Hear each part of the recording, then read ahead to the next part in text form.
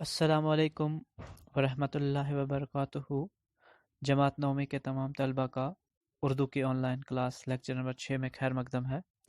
پیارے بچوں، آج میں آپ کے لیے لے کر آیا ہوں نظم، یعنی نظم کسے کہتے ہیں، اور آج میں آپ کو نظم کے معنی بتاؤں گا، یہ نظم کیا ہے اور کسے نظم کہتے ہیں۔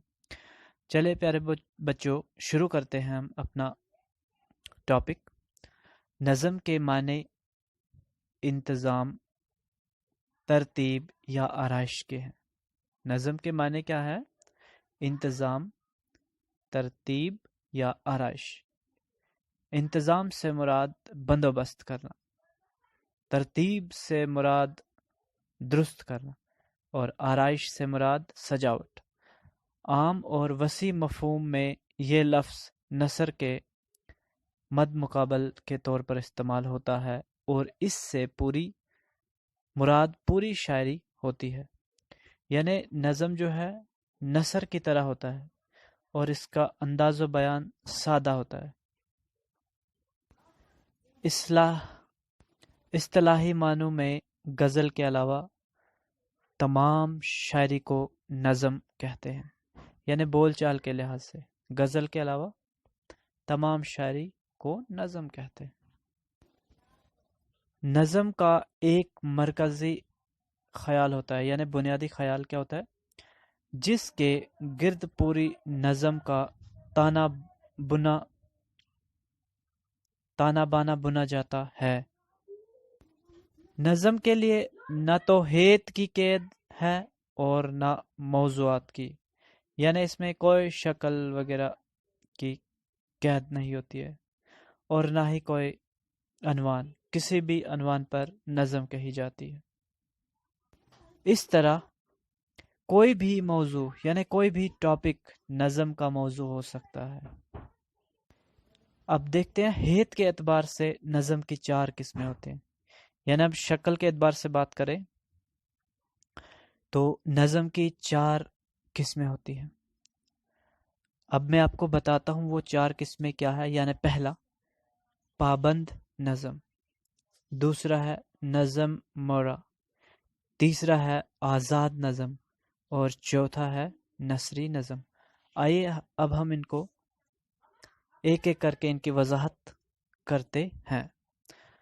اب پابند نظم ایسی نظم کو کہتے ہیں جس میں بحر کے استعمال اور قافیوں کی ترتیب میں مقررہ اصولوں کی پابندی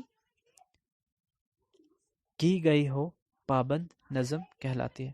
یعنی ایسی نظم جس میں ہمیں بحر یعنی روانی کا خیال بھی رکھنا ہے، قافیوں کا خیال بھی رکھنا ہے۔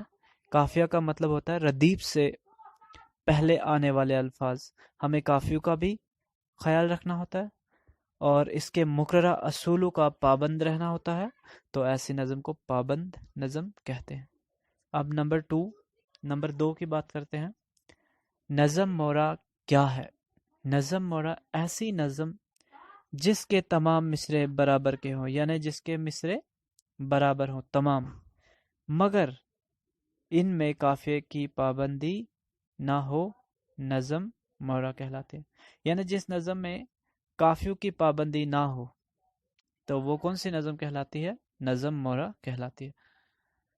اب ہم دیکھتے ہیں نظم کا تیسرا حصہ کیا ہے، کون سی ہے؟ آزاد نظم۔ آزاد نظم سے مراد ایسی نظم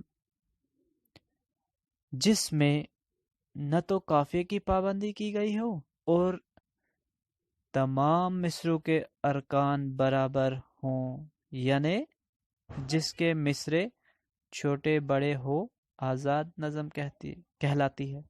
یعنی ایسی نظم جس میں قافیے کی پابندی کی ہوگی۔ کس کی؟ قافیے کی پابندی، یعنی جو ردیف سے پہلے آنے والے الفاظ، تو تمام مصرے یعنی برابر کے ہوں اس کے مصرے، جس کے مصرے چھوٹے بڑے ہوں، آزاد نظم کہلاتے ہیں۔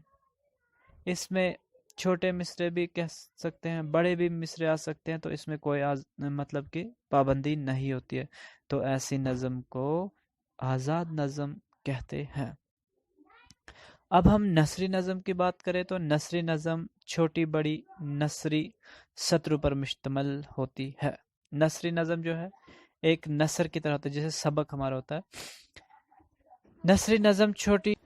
نثری نظم میں جو ہے سطروں پر مشتمل ہوتی ہے، چھوٹے بڑے سطر، یعنی اس کی لکیریں چھوٹی بڑی ہوتی ہیں، کچھ لکیریں بڑی کچھ چھوٹی، تو اس میں ردیف، قافیے اور وزن کی پابندی نہیں ہوتی ہے۔ جو نثری نظم ہے اس میں نہ ہی ہمیں پابندی ہوتی ہے ردیف کی، نہ قافیے کی اور نہ روانی کی، تو ایسی نظم کو نثری نظم کہتے ہیں۔ تو پیارے بچوں، یہ تھا آج کا ٹاپک نظم۔ تو امید کرتا ہوں آپ کو سمجھ آ چکا ہوگا۔ تو دیجیے اپنے استاد کو اجازت۔ اللہ حافظ۔